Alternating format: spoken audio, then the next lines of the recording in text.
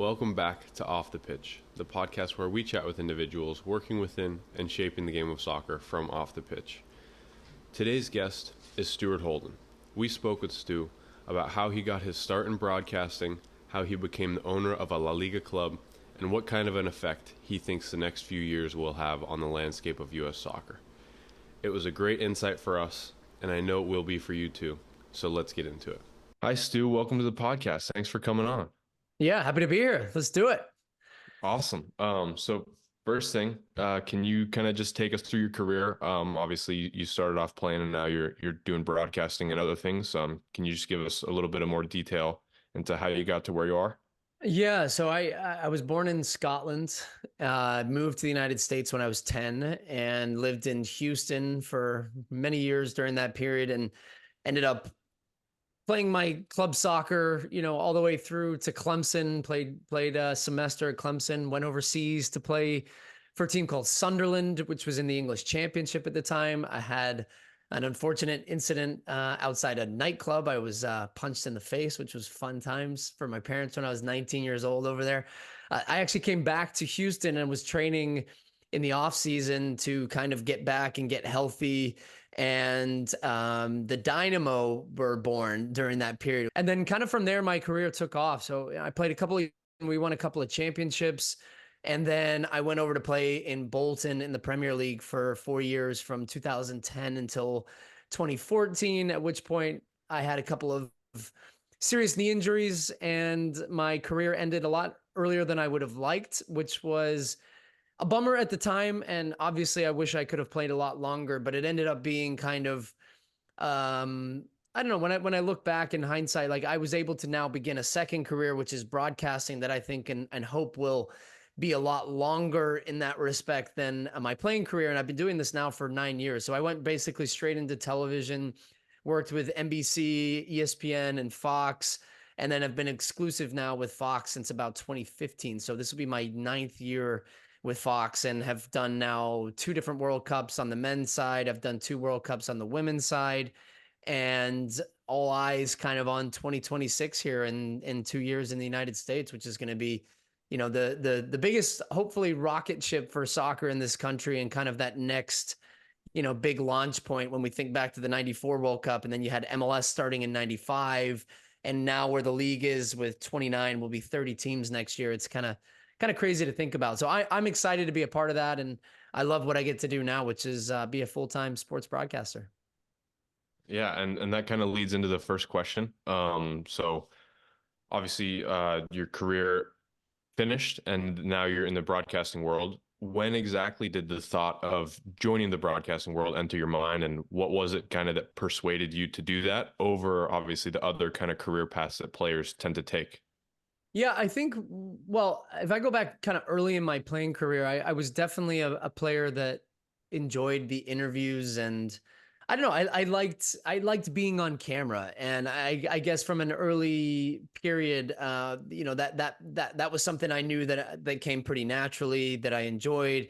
I look back though at some of my interviews as a player and I think, oh my gosh, like, show some personality, or say something interesting other than the coach, we're going to get back to the drawing board. We're going to work hard. We're going to do all these things. So, fast forward, I guess, 9-10 years. In 2013, during the Gold Cup, I tore my ACL in the final. And I had a producer from ESPN at the time, or I think he was ESPN or NBC. He had worked for ESPN previously. He's now, a big mentor, a good friend. Shaw Brown is his name.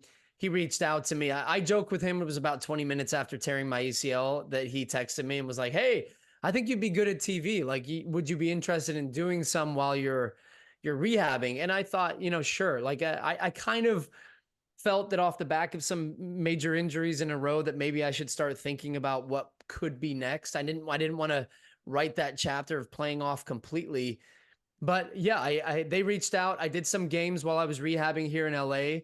I found that I really loved it. I found that it came naturally. I wasn't great at it at that moment, but I knew it was something that I could see myself doing. So I tried to play one more time. I tear my ACL again in my first game, and then I started reaching out to the networks again who were interested, saying like, "Hey, I'd like to do some more of this because I might have played my last professional game." And so that was when I was still kind of rehabbing on the side and maybe an eye and a door open to playing again. But I think I knew deep down that this was something I needed to start thinking more seriously about. And that's when I was, traveling to ESPN to do, a couple weeks at a time in Bristol. And then I would do the Olympics for NBC. And then I would travel for Fox doing MLS games. And I was just doing as much as I could, because the number one thing I learned in this business is that repetition is important, much like it was as an athlete or anything that you do. And the better you get by doing more of it. And what you do is not exactly something that we have access to, or that we can see kind of behind the scenes usually. What exactly do you do, like when you look back on yourself, to get better at specifically like something like color commentary or other broadcasting aspects? yeah, it's a good question. I think it's a combination of just doing it more. You feel more comfortable. I remember the first time that dreaded red light goes on, and you know that you're standing there and you kind of feel naked in a sense, that like there's, you don't know how many people are watching, but a lot of people are watching, but you're staring at a camera. You're not staring at the people directly. So I had a real rush and a buzz the first time that I did that. And I loved that. It was almost the closest thing to, walking out of the tunnel for a big game, where you kind of have these butterflies in your stomach and you're thinking about the game. But then as soon as the game starts, it just becomes another game. That was the same thing for me with broadcasting, but I found the more I did, the more natural I felt, the more comfortable, the more confident I was. And so, look, I think it was a combination of just doing it more. I was doing Europa League games and Club World Cup games at 3, 4 in the morning here in LA. I was doing, Bundesliga games. I was doing all the non-glamorous games, and really perfecting my craft. But also, one of the big things again that I took from sports is that as athletes, we train consistently and we're practicing things, and we're trying things out. For me, it was the same in how I looked at this craft. I knew I wanted to be good at it. I didn't ever just want to do anything and be mediocre, but I also knew that there was a process to getting there. So that was, how do I study? How much game tape do I have to watch to be comfortable? And, I learned a process that was basically like, I compare it to almost like an iceberg. And that really on air, you're only seeing and hearing from broadcasters probably the top 2%, like the tip of the iceberg. But in order for that to exist, there's all these layers beneath of, work and prep and studying that you're doing, but you only end up using the top part. But that top part ends up being the best, and you don't end up thinking or even really looking at your notes because you've done the work before. And that's kind of where I have felt in the best zones as a broadcaster, is when I'm not even, I'm reacting. I'm relying on on information that I already know and have studied and seen enough of these teams to also know patterns and seeing them developing and being able to predict and think ahead of how the game is going to look. Because I think that's where you can sound and also sound the smartest, but also educate the audience. And that's who you're most loyal to, is your audience. That's your customer, and helping them understand what's going on and adding to a game. So it was a lot of that. And yeah, my process has evolved over the years. I've taken this a lot more seriously than I did at the beginning. And I remember my very first game I did was Chicago against San Jose. It was a Thursday night in MLS. There was probably 20,000 people watching. And then I went to dinner with my crew after, and they had all the phones out and they're all watching the MLS games and they're all just talking soccer all the time. I remember thinking, man, these guys are so nerdy. Like, do we ever talk about anything other than soccer? And then I find myself doing that now, because I'm kind of immersed in it, and I just become obsessed with soccer and watching soccer. And it's cool to say that that's part of my job. When my wife's like, you're watching I'm like, it's work. When you first started, is there any kind of playbook or training or guidelines that the broadcasting companies give you, or is it just kind of thrown in the deep end and figure it out?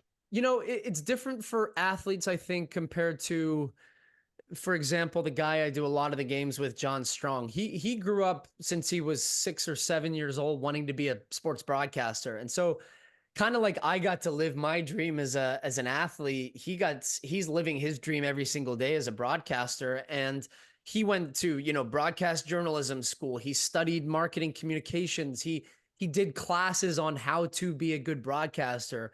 I did not do any of that. And, there's some part of an athlete, we kind of just jump to like a certain stage of something. But, when I worked with NBC before my first game, I did this seminar with, who's now one of the big time guys over there, Pierre Musa. And it was like this 2 to 3 hour seminar. You go through the do's and don'ts, how to say stuff. One of their big things was don't say unbelievable, because what you're seeing is believable because it just happened. And I'm like, that makes sense. Or, as a color commentator, say why, not what, and explain not what you're seeing on the screen, but why something is happening. And that's always kind of one of these big golden rules for me is, everybody can see that a guy passed it to the right and there was a guy wide open in the box. But, why is there space on the right-hand side? Well, the left back is tucked in, and the left midfielder is too far up the field, and now the center backs are split. And like adding those types of bits of analysis are what I think my job should be. And so I learned that. I learned a lot of, watching my own tape and reviewing games with these producers and going back and them questioning me is why did you feel that was the right thing to say in that moment? Did you think about this? Or when a big moment happens, one of the big things that I try to do when a goal has gone in and the crowd's going nuts, I try not to talk, because I don't think I can say anything in that moment that's any cooler and better than the fans just exploding and the viewers at home hearing that stuff. So you'll notice, even if the World Cup final, the last penalty goes in, I didn't talk for 2 minutes, and my co-commentator laid out too. And neither of us talked and allowed like the Argentina fans, like the mics are in players' faces. You're going to hear unfiltered natural sounds. Like that's all part of what we think about and how to make a good broadcast happen. So my biggest takeaway in all of that was, holy crap, a lot more goes into this than just like standing there and talking about soccer. Like there's so many people involved behind the camera.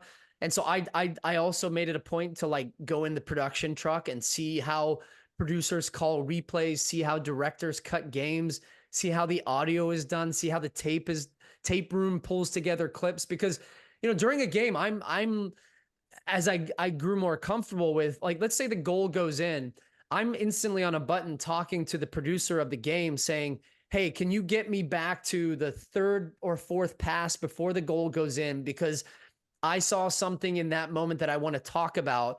And so you're actually working in tandem with the producer to produce what then is going to be the replays that the viewer sees to be able to add the most color to that. And when I first got there, I was like, why are so many people talking in my ear? I can't focus. I can't think. I can't talk. And now it's just so like, natural and it comes second nature that I don't even think about that stuff as we're going through it. Yeah, that is one exact thing that I've thought about before watching games is like, where do those replays come from? Yeah. Is that the producer just putting it there and then you have to react to it again?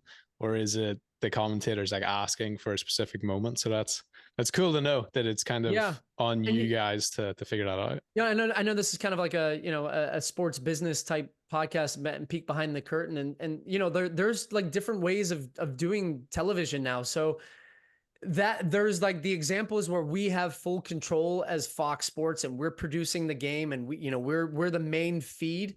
And oftentimes you love when you get a good producer that already is going to the same spot that you want to go to with replays. And it's not like, when you're in tandem, it's the same as anything, right? Like when guys are operating at a high level, everything's just happening and everyone's reacting.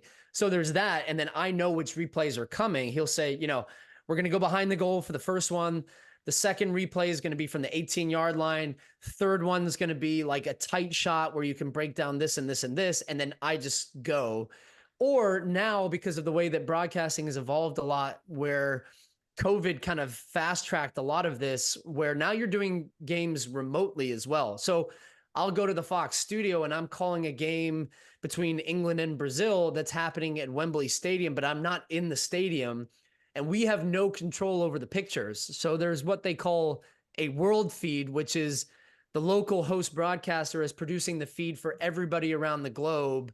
And so only the person that is working directly with that producer is able to hear like what replays are coming. Everybody else is just reacting. So I don't know what is coming. And you have to find a way to craft your analysis around what you see on the screen, also what you want to talk about.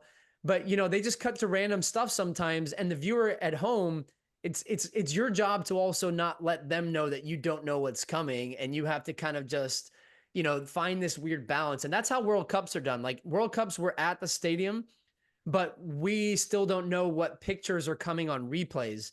So I can see things and talk about things, but I'm also still very dependent on what that host broadcaster decides to show and cut to. And so that's kind of like a bob and weave type situation, but it's fun, Yeah, I guess more so at Fox, where it is a bit more controlled and like a collaboration side of things. The way they pair commentators together a lot, do they pair commentators with a specific producer to kind of get that synergy of the way you were saying, they know kind of the same replay that you want already? Is that a thing? Yeah, so much of commentating is and finding these game crews from a TV side, and even on the studio side. And I do studio work as well, so it's not just on the game commentary. It's all about chemistry, relationships. People obviously at that level you would kind of assume and hope are good high level broadcasters and can adapt and roll. But specifically to the game crew side. So I've done now 9 years with John Strong, and we've done over 300 games together, and we've formed what is a partnership. And the gold standard they always say in being a commentary pairing is that, at least from the Fox side, is that people at home feel like they're sitting on the couch next to you and watching a game, in a bar watching a game, and you're just kind of talking with your buddy. They don't know we never want to feel like we're talking about this exclusive club that you don't really feel that you're a part of. So we're either talking above you about, the pivot and the number 6 position. Like a casual viewer has no idea what a number 6 is, or what a half space and an inverted diamond and all these like kind of soccer jargon terms. And I think that's one thing we take a very, conscious effort at making sure we're trying to talk to everybody and include everybody. And that might, in some moments, really annoy the hardcore soccer fans, and the total casual viewers might feel more a part of that conversation. But that's just the way we think it should be done. But yeah, that's thought about across the board. So like, you want to pair the best producers with the best guys, and that's what the quote unquote A team would do. And that would be like the group that would get the better games. And then there's like different tiers of games and the ways in which they try to rank them, but also, find the best relationships between partnerships and pairings and producers to produce all a very, very high level. And then, that's why you see in college football, for example, too, and NFL, you have your A crew that's going to do your Sunday night footballs and your Fox game of the week. And that would be what they consider their best pairing. And the best producers, the best directors, the best tape people, they're all working on that show. And that's the show that everybody aspires to kind of work through television to get to. And so, you're a PA, then you work your way up to like a BA, and then there's assistant directors. And, people at Fox have been doing sports television on those A crews for 25, 30 years. I mean, it's an institution, and they're very loyal to people that, kind of stay with the company and work hard along the way. That's awesome to hear. I mean, not just obviously we can see with you, like you and John Strong, for example, or Taylor Twellman at ESPN. Obviously, you guys have been in the sport for so long, and now you've kind of risen to the point where all of you guys are doing the marquee games. So it's really cool to hear that happens the same with the behind the camera production. Yeah. One of the other things, and you touched on it a little bit, is obviously you do analysis work.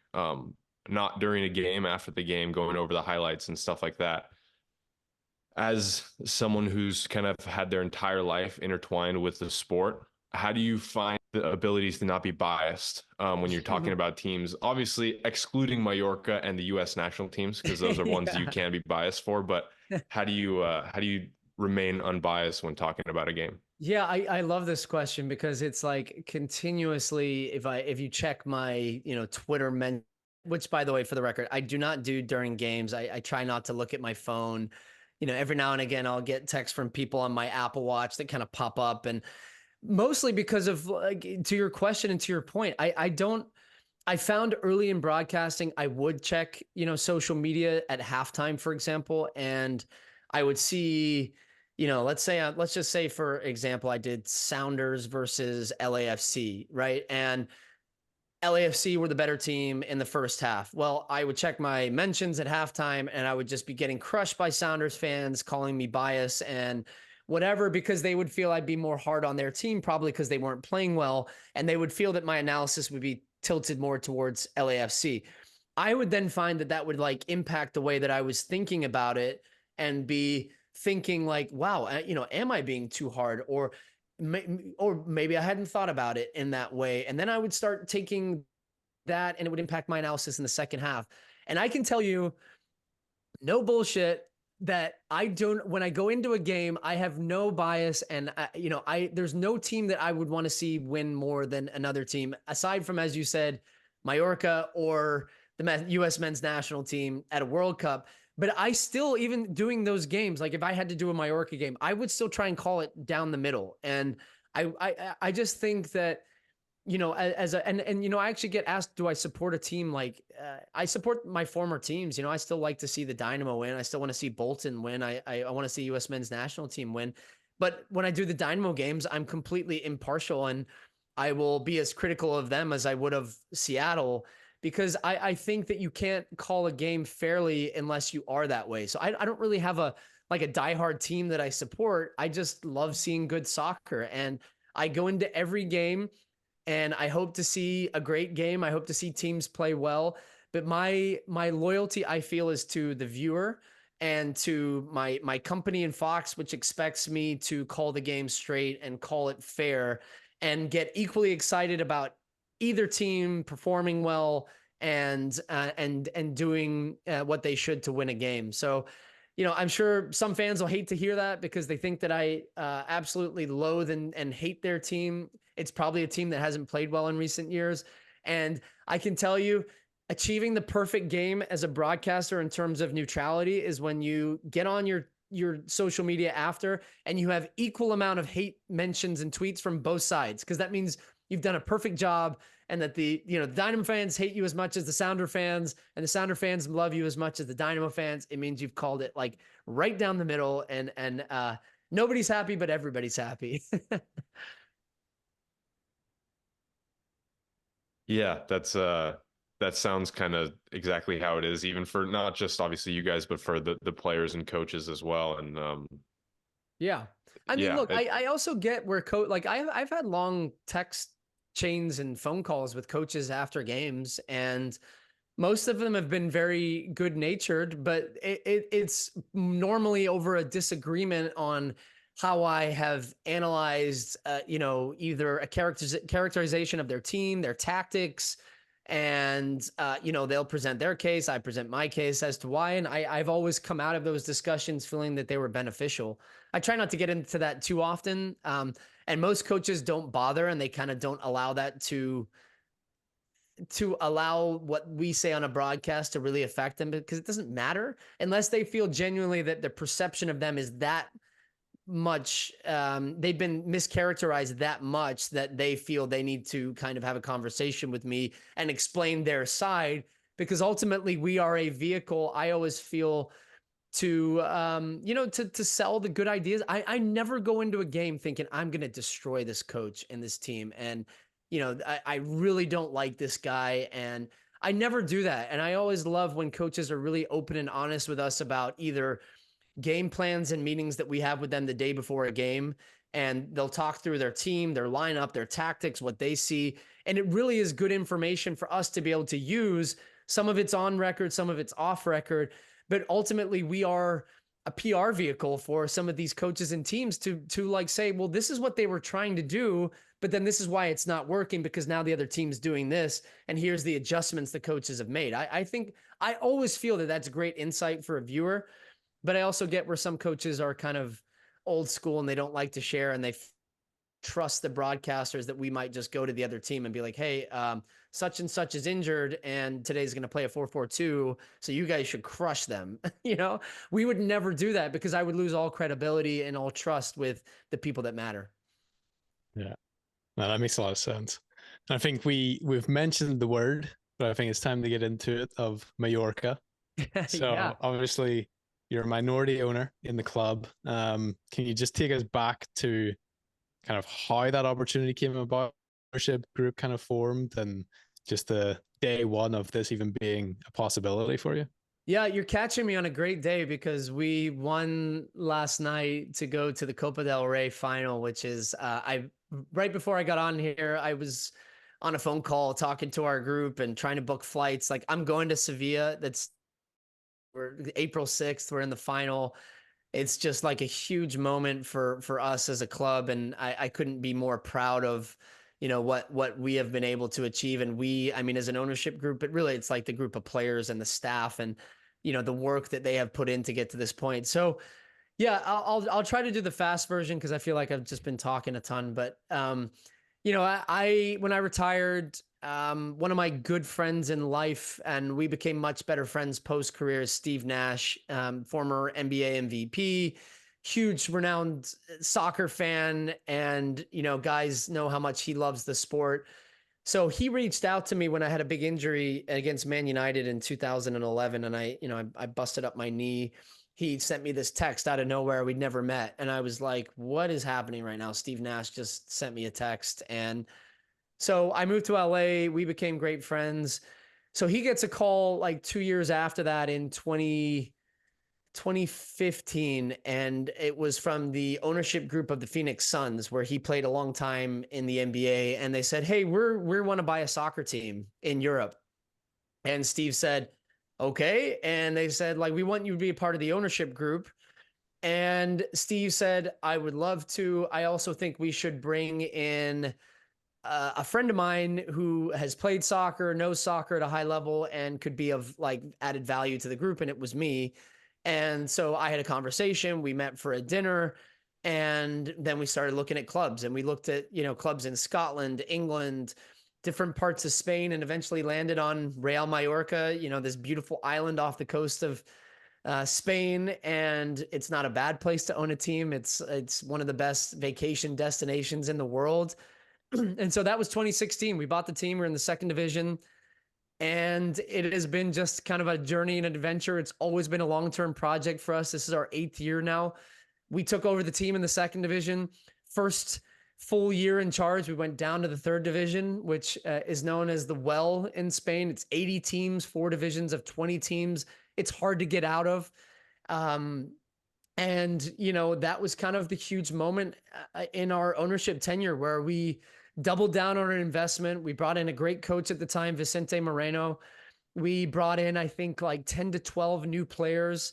And we went from the third division to the second division to the first division in back-to-back seasons. Then we got relegated during the year of COVID in 2020.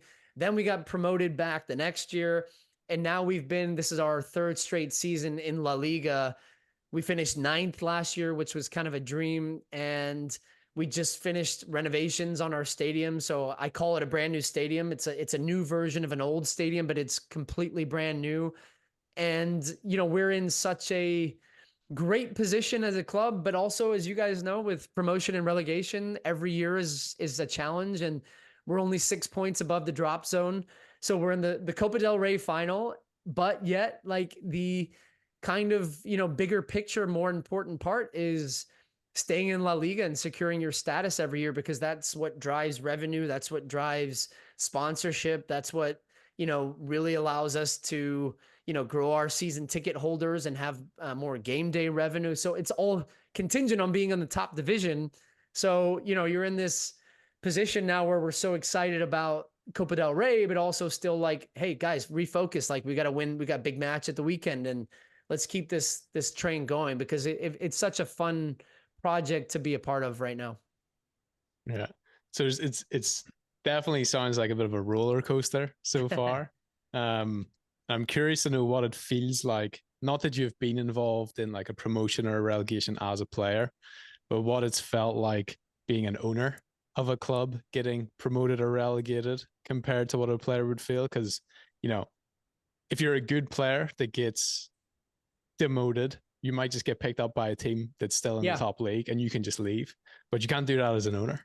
So what does it feel like knowing that like you're in this for the long haul and you really have to like lean in to those bad moments as well as the good ones?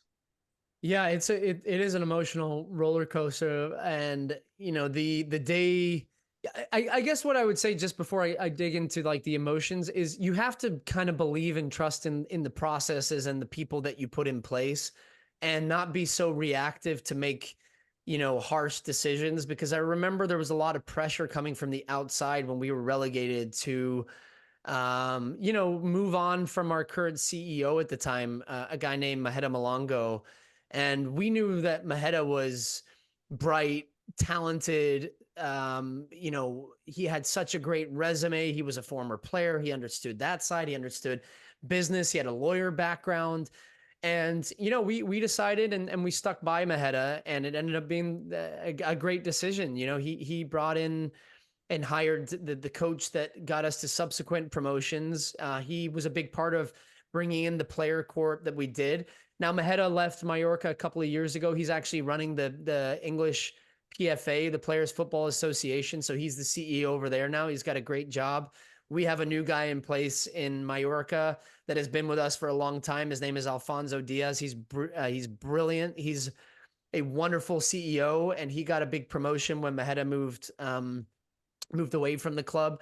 So, that part, I think it's almost levels some of your emotion at times in that you're not so reactive and you still trust in the infrastructure and the people that you've put in place to kind of execute and believe in the long term over the short term. And it's really hard to do because when there's pressure from the outside, there's emotions involved. And of course, the coach is normally the first person and position that gets changed more often because that's kind of the immediate effect you can have on the team. And players you normally have signed to longer term contracts, and you can't just say like, hey, you guys are fired and, pay out the entire playing squad because that's a very expensive exercise. So, watching us get promoted, I wasn't able to be there the first time because Steve and I think both had work commitments, but we threw a big watch party down in Hermosa Beach. And I think I went running into the ocean fully clothed after, we won. And I just had goosebumps. Everybody was crying. Like it was such an emotional exercise to then for the first time the next year fly over to Mallorca and watch us play against Barcelona at the Camp Nou and sitting in the director's box. And, we were down, I think 2-0. Messi had scored 2 goals, but then we scored a goal and I kind of jump up and celebrate with Steve, and we look around and like we were in the director's box, and I guess like it's not good form to kind of like celebrate, and you're supposed to just sit there like emotionless and kind of, clap because you're sitting next to the president of Barcelona and all these guys. And I got a look from our guy, was like, hey, take it easy. I was like, oh, I don't know how to do this. Next time I need to go sit in the stands and just so I can kind of rip it, So that has been fun. But then everything to watching the game last night. I mean, I couldn't even sit down. I was pacing the living room during penalties. I had to kick my kids out of the room because they were like, asking for snacks and different things. And I just was so invested, and I hadn't felt that way in such a long time because we hadn't had a game that I felt meant so much to the team and the club. And now I'm going to be flying over there for the final on April 6th. And I'm just thinking about what that experience is going to be like. And I'm just so excited. I'm just so proud. And really from getting involved and wanting to just kind of learn and not knowing a lot about the sports business side of Mallorca to where I am now and what I've been able to learn and be a part of and influence in the way that I can. It gives me, of all the things that I do, some of the greatest joyous moments that we share as a family. And I watch every game from back here. Yeah. And they go back to the early days of the group when you were shopping around at different clubs and different leagues in different countries. What were like the criteria, like the perfect criteria that was like, once all of these boxes are checked, that's the club we'll go with? What did that look like? Yeah. So it's a good question because I think it's very relevant now to a lot of people, a lot of American investors are looking to get into soccer and foreign soccer. And, you have the Fenway Sports Group at Liverpool. You've got Todd Bowley and his group at Chelsea. You've got Kroenke at Arsenal. Then you've got, American ownership all scattered throughout Europe in lower divisions, in top divisions, because I think it's a much more attractive valuation and entry point than it is to get into MLS now. Because if you want to join MLS like San Diego just did, you're looking at upwards of $500 million. And, that's including stadium, training ground. And it's different because, you're not dealing with promotion relegation. You're dealing with a massive media market in the United States, but that kind of, now pushes it to what were we looking for when it came to a club. And, when we looked at Scotland, we looked at the English Championship, we looked at some different teams within Spain. I think ultimately what we were attracted to and liked about Spain, and Mallorca specifically, though, was that this is a club with a lot of history. It's got a built-in infrastructure already with, a stadium lease with the city and a training ground. And it wasn't capital heavy in terms of like coming into the beginning and having to do a lot of renovations, a lot of this, a lot of, a lot of investing. We could invest primarily in the squad, and we felt that it was an undervalued asset. But also we liked about Spain was that they were recognizing what had happened with the Premier League over the past decade, where the media rights inflection and the cost of the media rights there, because they created this super league, the Premier League, when it was rebranded from, the English First Division, and that there was a really nice split between the teams from a TV revenue standpoint. And it wasn't as top heavy as Spain was, which was, Real Madrid, Barcelona, Atletico Madrid took, I'm just throwing a number out. I don't know it off the top of my head, but let's just say it was like 75% of the TV rights, and then everybody else split 25. It wasn't that drastic, but it was very top heavy because the top teams draw the best, and most of the people want to watch those teams. That's like, nobody was denying that, but Spain recognized that in order to grow the league and bring in more money and more investment, there needed to be a better split and a better revenue split across the board. So they had to negotiate with Real Madrid, Barcelona, and the top teams to say, hey, you're still going to get the most money, but we need to kind of divvy up the pie here a little bit more to incentivize and encourage more spending lower down and get better players and make this league more competitive, more attractive to, global audiences. And we knew that was kind of in the pipeline. So that's why we were very interested in Spain, and knowing that that was going to flip. And it has over the past 6 or 7 years now in these new media rights deals. And so we get a lot more money than we would have under previous deals.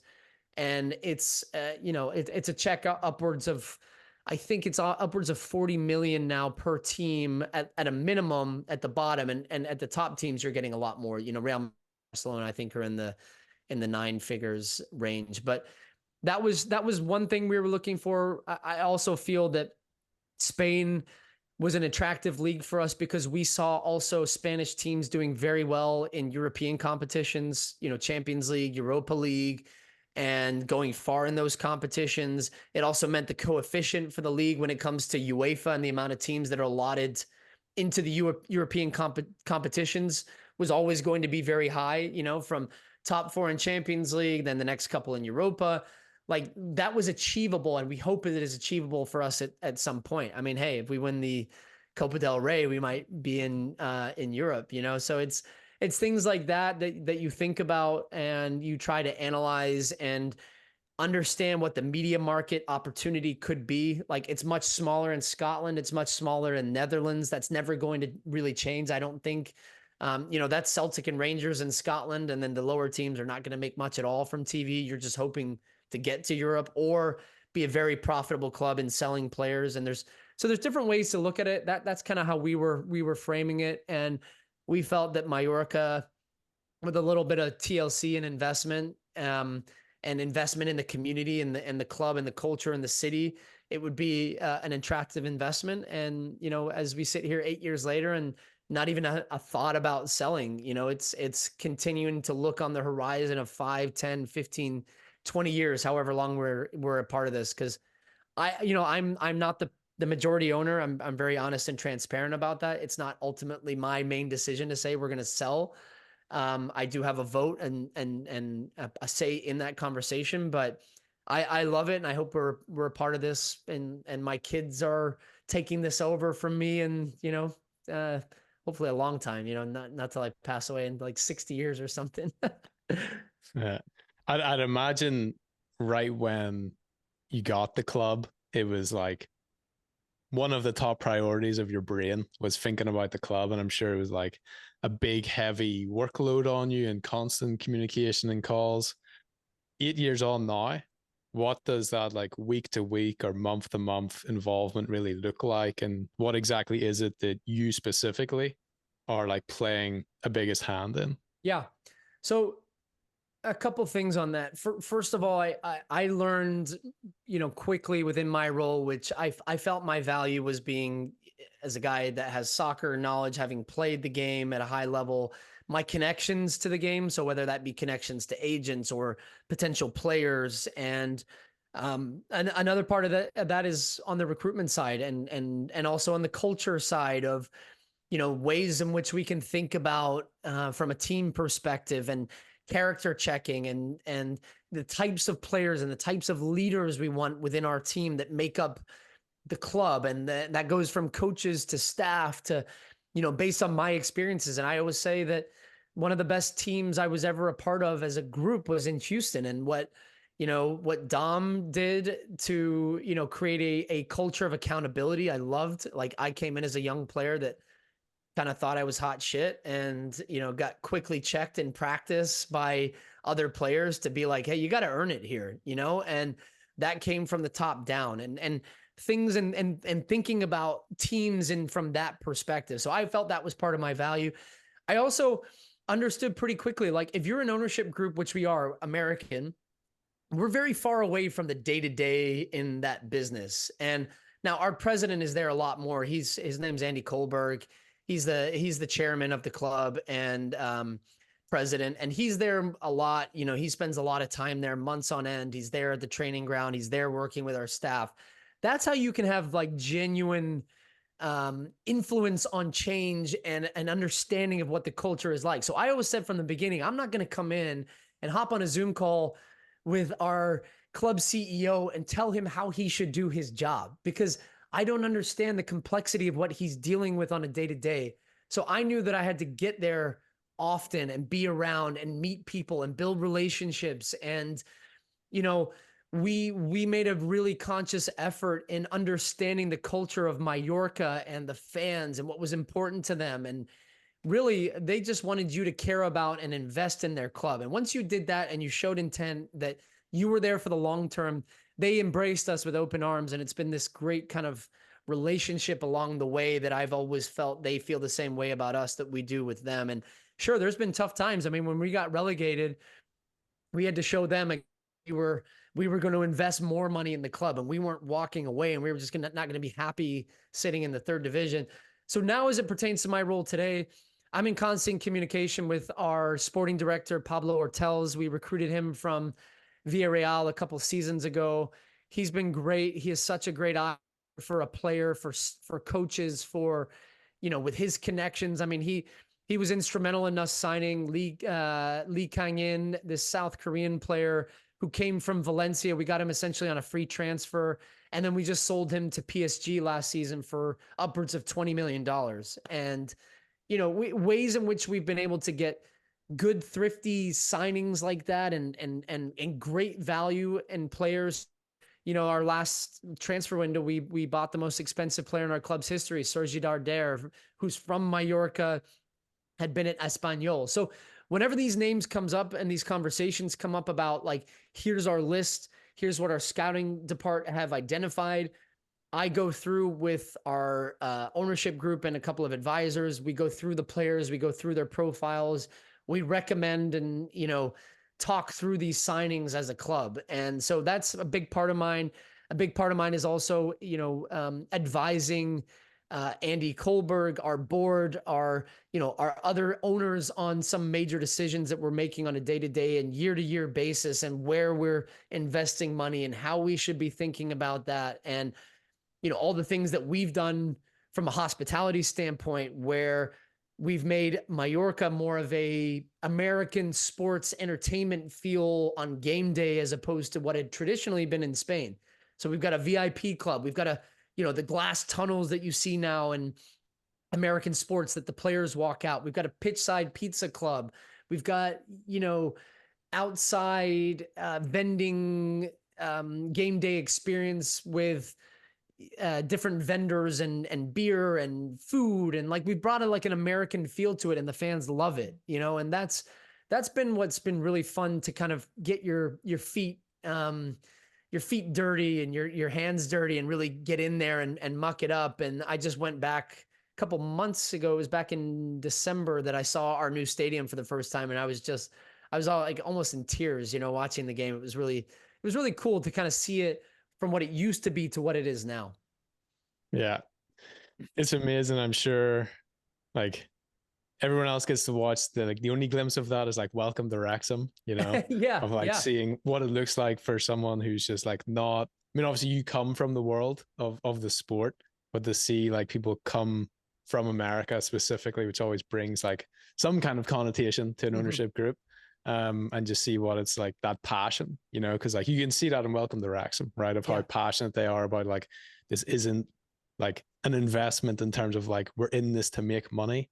It's like, we saw an opportunity to improve something for like a community, because Mallorca, unlike the rest of the teams in the league, is on an island. So it's like, you're very much serving this island community, as opposed 100%. To like trying to pull tourists that just happen to be in Barcelona or happen to be in Madrid that weekend, so no, that's awesome. But I think to bring it back to US soil, kind of the next decade, definitely, but specifically the next half decade is, in my view, definitely like the most pivotal moment in like US soccer history, obviously with all of the tournaments that are coming and it's just all aligning perfectly like that. And then with Messi being here right now before all of that is happening and kind of bringing eyes immediately. From like an infrastructure standpoint, what do you think needs to happen once all the tournaments are done and Messi's not in the league anymore? What do you think needs to happen to ensure that the league will continue to grow to MLS, the game will continue to grow from like a youth participation, and it's already growing tremendously on that front. But what do you think needs to like intentionally happen to make sure that growth continues to grow, as opposed to like, it won't fizzle out, that's for sure, but like doesn't go stagnant? Yeah, I mean, I think it's important to really recognize where soccer in this country has come over the past 20 plus years. I mean, let's go back to the 94 World Cup. I moved to the US in 95. I didn't know what soccer here was like at all. I wasn't here for the beginning of MLS in 1995. I played in MLS in 2006 to 2010. And I think there was 14, 15 teams. I mean, we were playing in Rice Eccles Stadium in Utah in front of, 2,000 or 3,000 fans. We played in Arrowhead Stadium in front of 5,000 fans. It was like, I think, my first start for the Dynamo. And, to think about that, to playing on a baseball diamond in Kansas City, to now going around the league, and there's going to be 30 teams starting next year, 29 teams this year. You've got Lionel Messi. You have teams investing hundreds of millions of dollars in a training facility. Like, we were doing the auxiliary locker room at U of H as tenants, and like, it's just a different ball game. So I think we should be very proud of where this league has come and the people that have kind of laid the groundworks to get it there. And there was a tenuous time there where MLS wasn't going to make it, and Philip Anschutz owned, I don't know, 6 or 7 teams at one point and was fronting the bill for this. You could have bought Toronto FC in 2008 for $15 million. And now that figure is, as we said before, is $500 million. So look, I think when you think about MLS is already a player now in the international transfer market. They've invested heavily in, young talent with this under 22 initiative. You still have your DPs. You don't get as many of the Frank Lampard, Steven Gerrard, coming at Wayne Rooney 30. You're still going to get those odd cases, but I think the league has definitely made a concerted effort to slowly invest more and more over time in rosters to be able to compete now with Liga MX. And then eventually you hope that's going to be with, top European clubs. So what do they need to do? I mean, it all comes back to money, right? I mean, you've got to start paying enough money to attract the top talent in the world. And at the moment, that's not American players. Like, American players are getting there. I think our development has come so far. You have, the Christian Pulisic's, Weston McKennie's, Yunus Musa. You have guys playing at very high level clubs. We don't just need 10, 15 of that. We need 40, 50, 60. You think about the Brazils and Spain's, and these guys are doing this in the hundreds of thousands of players. And that's, why you see their national teams so good. So I think for MLS to truly capitalize on Messi, and I try to think about this from a Fox Sports perspective when I look at, what we value as a company. And clearly that is like NFL by far and away is the number one. And it's because it's the most popular sport in America. I mean, the 99, I think, of the last 100 top broadcasts last year were NFL games. And why is that, right? I mean, I think when it comes to American sports and what American fans like is watching the best of the best, because they feel like Americans were exceptionalists. We always think we're the best at everything we do. We have the best basketball league. We have the best American football league. We have the best baseball league. We have the best hockey league. Like, we have the best of all the leagues in everything but soccer. And I still think there's a bit of a stigma when it comes to MLS to know, well, I can wake up on a Saturday morning and I'm going to watch the Premier League and I'm going to watch La Liga. And like, those are the best teams because everybody tells me they're the best and because all the best players in the world play there. Well, how do you get the best players in the world to come here? You're going to have to spend a lot of money. And I think it's going to take MLS owners who have the pockets. I mean, you have almost all the owners now are billionaires to understand and maybe know when the time is right. And I don't know when that time is right because I'm not in those meetings and I don't see the financials from what MLS teams are making year in, year out. But it has been a slow growth. I've loved the way that they've done that to minimize losses, to grow the sport organically. It's such a regionally phenomenal sport where Portland sell out every week. Cincinnati, what they've been able to do now in just 4 or 5 years. Austin FC in their first couple of years. Charlotte had 60,000 fans. So there's like undeniable growth and opportunity there. It's just to commercially get to a point where you're really relevant within the American sporting landscape. I think that's where MLS's next step needs to come. Messi makes you pop culture relevant. And that's why, to your point, with Messi, with the World Cup, with these big events that are going to capture the attention of not just MLS fans, but soccer fans and sports fans in America, I think you have to be prepared for once that final whistle blows on the World Cup final of 2026, that you've got Erling Haaland, Mbappe, Neymar. Like, I don't know how realistic that is. It's probably not, but like big name players that people have seen playing in those World Cups that now will be playing in your backyard. And you can go to LAFC stadium and see, these 5 or 6 stars playing for LAFC against Cincinnati, against the Columbus Crew who have paid, $8 million for Cucho Hernandez. Like, this is crazy to think about. MLS teams are paying this type of money, and the money they pay is definitely, I know from our club and seeing our finances and our bills. I mean, MLS is paying competitive money now on a global scale. It's just still the stigma of like, this is like an inferior league. And like, this is somewhere I want to go later in my career, as opposed to like, I'm a 24-year-old prime MLS, prime European Champions League player, but I want to go play for the LA Galaxy because I'm going to get paid $7 million a year. And these teams are really damn good and they can compete on a global scale. So it's a lot to it. It's a complex picture. I think we should be proud and also understand that I think the ownership knows this. They just need to know when they can pull that lever to say, like, let's turbocharge and rocket fuel this ship. And like, let's see if we can really like make something of this league to put it in that conversation. I think that was a really long way of saying like, it's possible, but it's going to be expensive. Yeah, definitely. I remember I seeing an interview maybe 2 or 3 years ago of Lukaku saying that like, and he was in Miami when they were doing the interview. And someone was asking him like, what would it take for him to come to the league? like at that age as opposed to later on, which he said he knows he will come. So there's something that might happen. Yeah. Is that he said it would just take other players who are as good as him to be here. You know, like it's not the one signing a season, like a Gareth Bale that comes and he's the big name for a few years. Messi obviously brought his mates from Barcelona with him, but like there's not just one, but there's like 20 of them, you know, the way like the Saudi league suddenly just got 20 or 30 big players.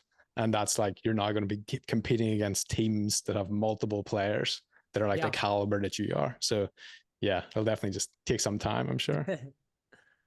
Yeah, one of the other things that we mentioned is sports gambling, and obviously with the big tournaments coming in, that is going to be a huge thing going on. We noticed that obviously you're an advisor for a company called Splash. The company just closed some funding of like for specifically $14 million of funding. What exactly is Splash? What does it do? How did the opportunity come about for you, and what does your kind of involvement look like for that?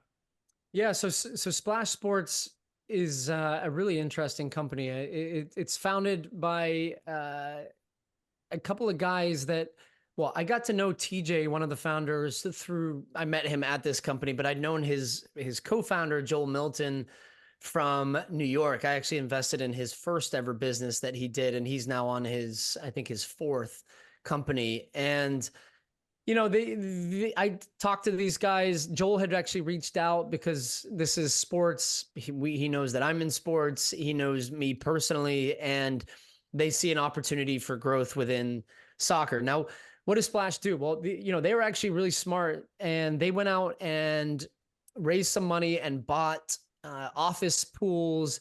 And like, think about survivor pools, and when you're, you pick a team a week in the NFL and the last one standing wins the money, right? But it's normally your friends, it's peer-to-peer, it's community-based.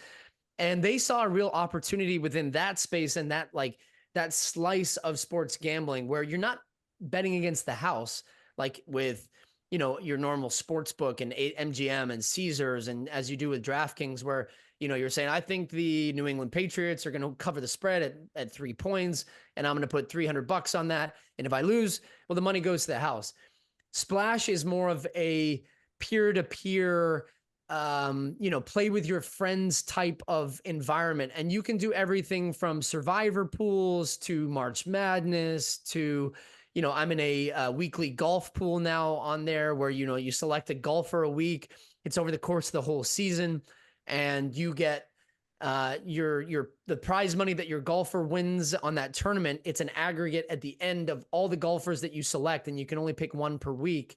And so then the winner takes home, let's say the entry fee was $200 a person. There's 10,000 people do it. Like, you're going to have a pretty hefty pool at the end of that people are going to split. Now, of course, like, Splash takes some money for running the pool, and they do sponsor contests. You have advertisers that run it, but really it's like you and I could go and say, hey, let's get 30 people within our community and our friends and get everybody doing a March Madness pool. And then at the end, like, we feel, which we've done, we've had a good time, we've played, we've engaged. It's just a good way of, I think, and why I like the business so much is that I think that is a really underdeveloped part of the sports gambling landscape. And I also like that, again, like, you're betting money with your friends. It can be $5 and $10, but it's your friends, and your friends are going to win the money. It's not you're betting money against the house. So they've grown really well. They did phenomenally during football season. They did great during the World Cup and onboarding people and getting them into the Splash umbrella, which also owns Run Your Pool, which is a very popular pooling website as well. So that's all under Splash now, and I'm super excited kind of about the future for them. I'm an advisor to the company, so I've helped to make connections on the soccer side. I've helped from a marketing standpoint. I've helped kind of grassroots, I guess, to use a soccer term, but getting out and getting people in my network kind of in and playing in my fantasy football, bunch of degenerates that all kind of jumped in and have had fun with it. So it's going along nicely, and I don't know what the long-term goal is, whether you get acquired by one of the big boys if you make enough noise, or you kind of ride this train and eventually end up as a publicly traded business like DraftKings and FanDuel.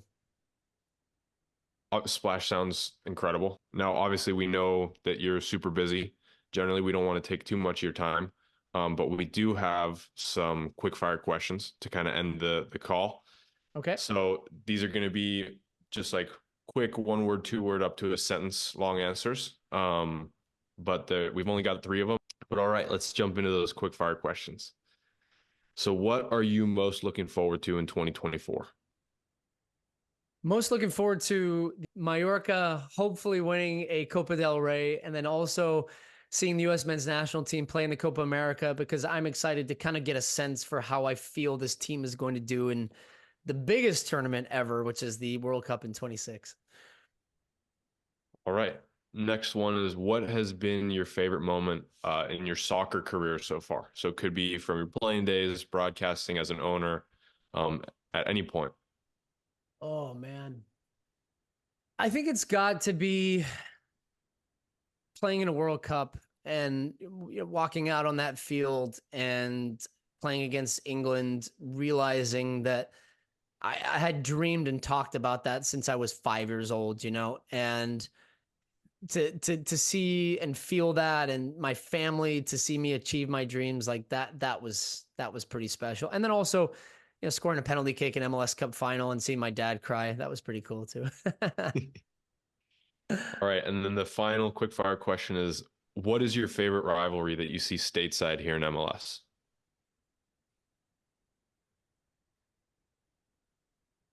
LA versus LA. I think it's the best rivalry in the league right now. And every single one of those games has just provided insane entertainment. And I'm a little biased because I did the first ever edition of that, and it was Zlatan's debut, and the Galaxy came roaring back. He scored those insane goals, and it just kind of set the tone for what that rivalry has become. Now, the Galaxy haven't been very good the last couple of years, so it's kind of been as I think I said on air one time, the one-way traffico. So, maybe they can come roaring back this year and make it a little bit more interesting. But I think that's the best rivalry, and for now has surpassed Seattle, Portland.